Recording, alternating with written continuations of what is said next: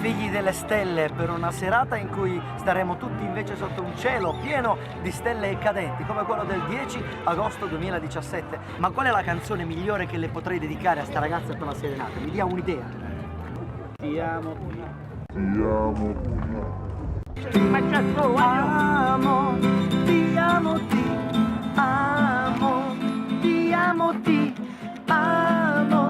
ti amo, ti amo, ti amo, ti amo. Sì che stai in separazione, ma... Vengo a prenderti stasera con la mia torpedo blu.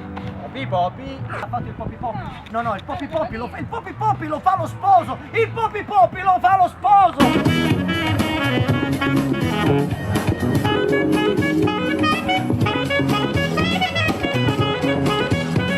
Montate il video! E ce la farà, io non lo so se ce la faccio! Quindi sono qui per animare, per far ballare, per saltare, per capire come voler tutto quanto bene! Ma ci riusciranno i nostri...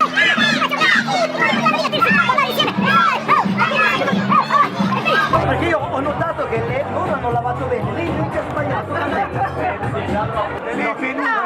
Ha sbagliato candela.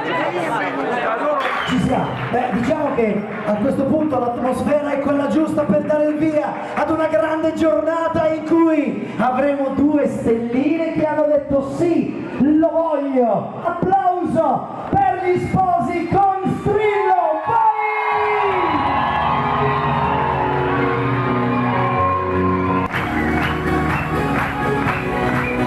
Sì, mi piace, mi piace!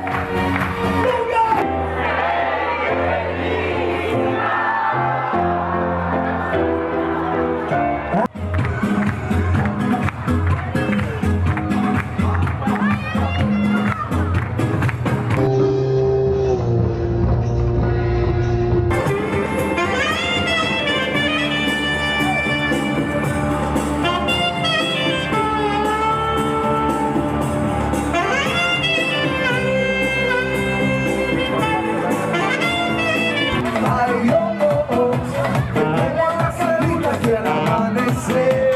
Vai con le mani su!